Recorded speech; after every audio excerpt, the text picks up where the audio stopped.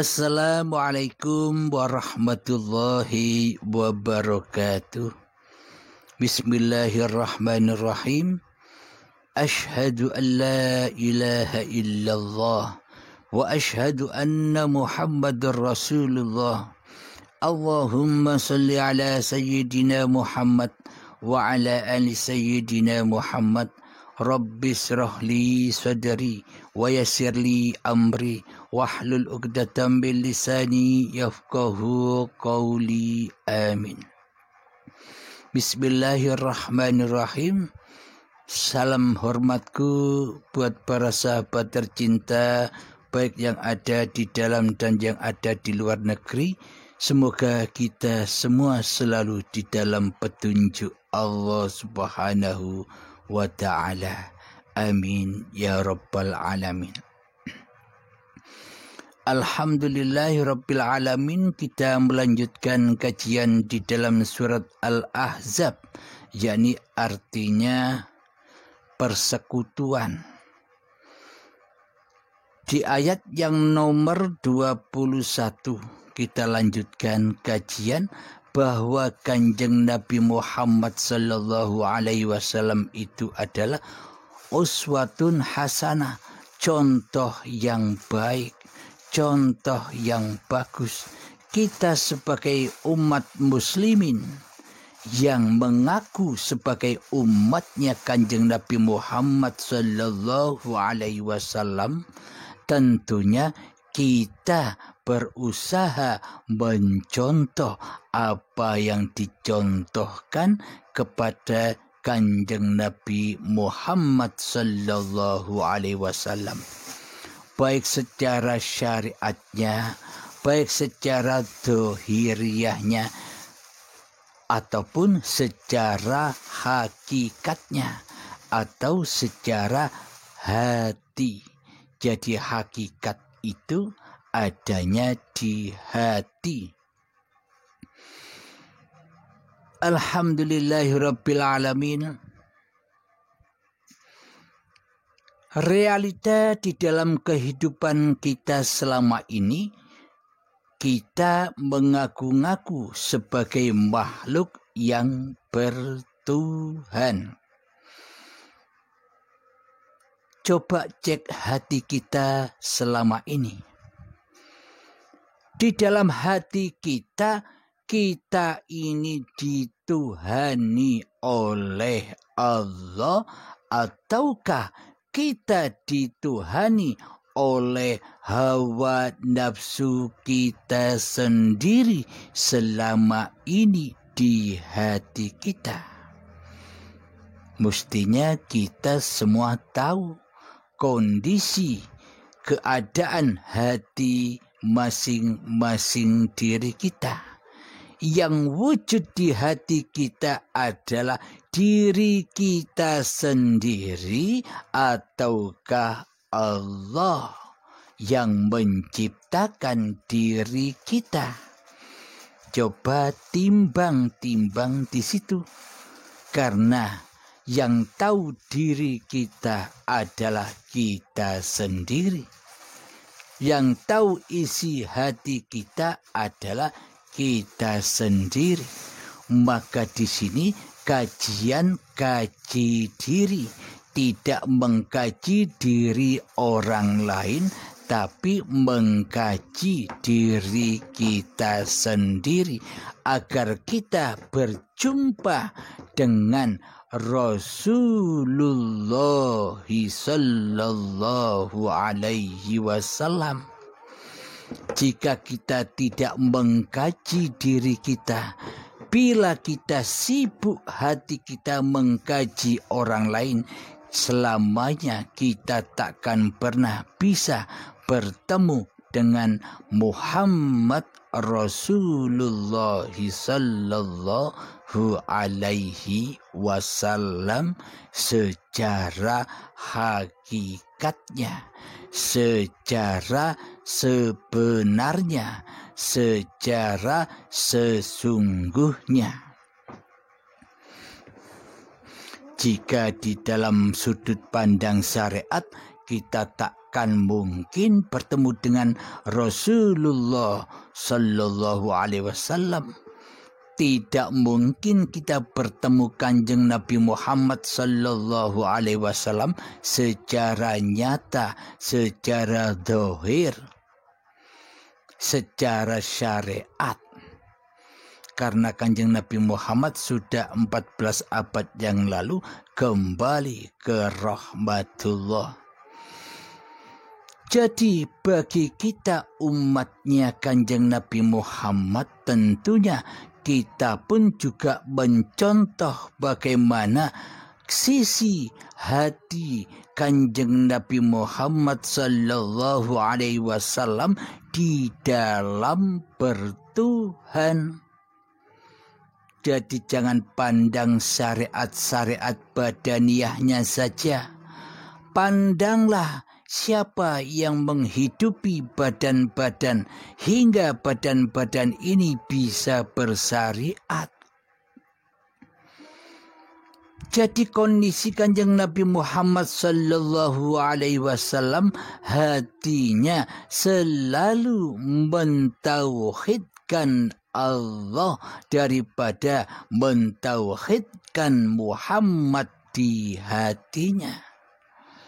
Di dalam hati Kanjeng Nabi Muhammad selalu mengesahkan hanya Allah yang wujud daripada wujud Muhammadnya di hatinya. Itulah sisi keadaan hati Kanjeng Nabi Muhammad Sallallahu Alaihi Wasallam.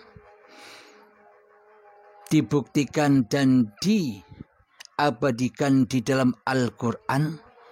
Muhammad, bukan kamu yang melempar, tapi akulah yang melempar. Muhammad, bukan kamu yang memanah, tapi akulah yang memanah. Inilah bukti nyata bahwa kondisi hati Kanjeng Nabi Muhammad Sallallahu Alaihi Wasallam selalu mentuhankan Allah di hatinya daripada mentuhankan hawa nafsu Muhammadnya di hatinya. Inilah contoh uswatun hasanah yang dicontohkan baginda Nabi besar Muhammad Sallallahu Alaihi Wasallam untuk dicontoh oleh umat manusia. Jadi bagi kita yang mencontoh seperti keadaan yang seperti ini, yakni hati selalu mentauhidkan Allah daripada mentauhidkan hawa nafsu kita sendiri di hati kita. Hati mewujudkan Allah daripada mewujudkan hawa nafsu di hati kita selama ini. Hati mentuhankan hanya Allah daripada mentuhankan diri manusia kita sendiri di hati kita selama ini. Maka inilah yang dikatakan umatnya Rasulullah Sallallahu Alaihi Wasallam. Karena sesuai dengan apa yang dicontohkan oleh Allah kepada baginda Rasulullah Sallallahu Alaihi Wasallam. Tapi bila di hati kita tidak seperti demikian, maka jangan harap kita menjadi umatnya Kanjeng Nabi Muhammad. Jauh sekali. Jauh panggang dari apinya. Jadi tidaklah mungkin kita diakui oleh Kanjeng Nabi Muhammad Sallallahu Alaihi Wasallam sebagai umatnya bila tidak mencontoh yang demikian itu, yakni hatinya, yakni imannya, yakni bertuhannya kepada Allah. Itu yang lebih penting daripada apa yang kau kerjakan. Jika hati tidak begitu, maka tersesatlah semua syariat-syariat yang Anda lakukan. Karena hati Anda tidak iman, karena hati kita tidak Islam, maka tersesatlah semua amal-amal yang kita lakukan karena tidak mencapai lillahi ta'alanya. Karena selama ini kita jatuh ke lembah neraka linafsi, kumpul dengan iblis dan setan yang kita tuhankan selama ini, daripada mentuhankan Allah di hati kita selama ini. Jadi sesungguhnya kita ini umatnya iblis dan setan daripada umatnya Rasulullah sallallahu alaihi wasallam. Apakah contoh umatnya iblis dan setan? Contoh bagi umatnya iblis dan setan bahwa di hati kita selama ini tidak akan pernah mau, tidak akan pernah rela, tidak akan pernah ridho bila diri manusia kita dikatakan tidak ada. Jadi selamanya diri kita takkan pernah bisa bersujud kepada Allah. Apa makna bersujud itu? Maka bersujudlah kepada Tuhanmu. Jangan kau ikuti langkah-langkah iblis dan setan yang tak mau bersujud kepada Adam. Apa sih maknanya bersujud kepada Adam itu? Maknanya iblis dan setan tidak mau bersujud kepada Adam. Di sisi hakikatnya bahwa iblis dan setan, bahwa hawa nafsu dan manusia selamanya tidak mau bila dirinya dikatakan tidak ada. Manusia, hawa nafsu, iblis dan setan selamanya tidak akan mau bila dirinya dikatakan gaib. Hanya Allah yang wujud, hanya Allah yang ada.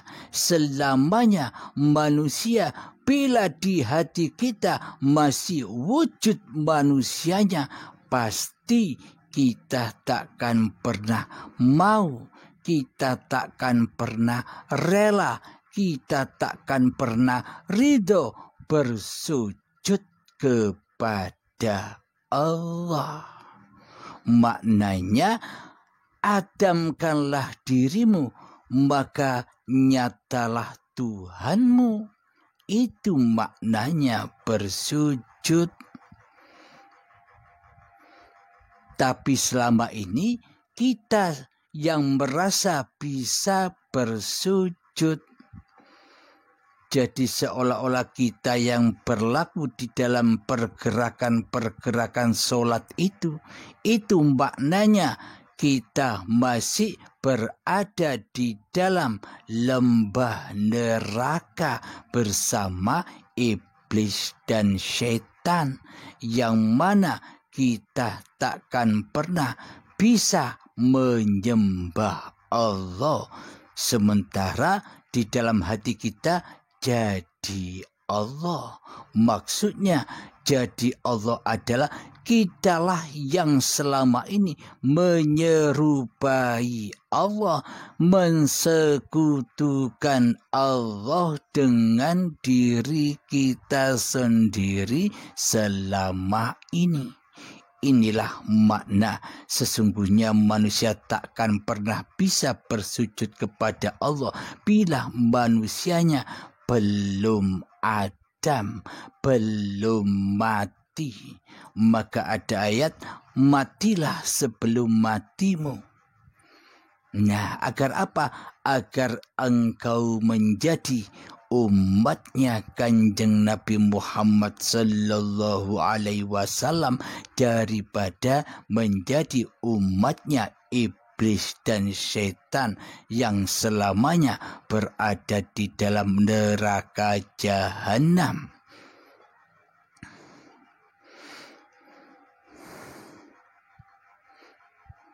Jadi arti dari surat Al-Ahzab ini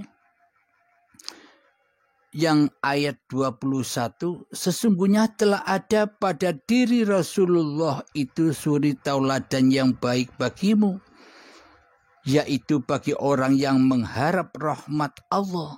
Bila kita selama ini mengaku kita mengharap-harap rahmat dari Allah, bagaimana mungkin kita bisa mendapatkan rahmat dari Allah sementara di dalam hati kita tidak mau bersujud kepada Allah, sementara hati kita selama ini maunya jadi Tuhan daripada jadi makhluk, maunya jadi Tuhan daripada menjadi hamba. Kalau kita merasa menjadi hamba, mestinya kita kan tidak bisa apa-apa. Jangankan bisa apa-apa, hidup dan badan saja bukan milik kita. Bagaimana mungkin kita bisa apa-apa sementara hidup dan badan pun kita tidak punya? Itulah makna bersujud, mengembalikan semua hak Allah kepada Allah, bukan mengembalikan kepada iblis dan setan, bukan mengembalikan hak-hak Allah kepada hawa nafsu kita sendiri selama ini. Jadi inilah bukti bahwa selama ini kita menjadi umatnya iblis dan setan daripada menjadi umatnya Rasulullah sallallahu alaihi wasallam. Ini babakan hati, ini babakan hakikat, bukan babakan syariat. Kalau kita mengkaji babakan syariat, ya bukan seperti ini ceritanya. Kalau babakan syariat kan sudah umum kita perdengarkan. Jadi masih babakan ragawi, babakan hawa nafsu, babakan iblis dan setan, babakan pergerakan badan yang masih diakui oleh manusianya lah yang mentuhani di dalamnya. Jadi sinkronkanlah syariat-syariat itu agar kita menjadi umatnya Rasulullah sallallahu alaihi wasallam dengan jalan mengaplikasikan niat-niat di dalamnya, yakni kembalikan semua syariat-syariat itu kepada Allah. Hanya Allah lah yang bisa bersyariat, bukan kita. Sebagai hamba kan kita tidak bisa apa-apa. Tuhannya lah yang bisa berbuat apa-apa kepada ciptaannya. Bukan ciptaannya yang mengatur sang pencipta dengan apa yang kita pinta-pinta selama ini. Alhamdulillahirabbil alamin. Semoga diri saya dan diri kita semua dipahamkan oleh Allah Subhanahu wa taala. Alhamdulillahirabbil alamin. Kita akhiri dulu perjumpaan kita kali ini. Rabbana atina fid dunya hasanah wa fil akhirati hasanah wa qina adzabannar. Wa sallallahu ala sayyidina Muhammad wa ala alihi wa sahbihi wasallam walhamdulillahi rabbil alamin. Assalamualaikum warahmatullahi wabarakatuh.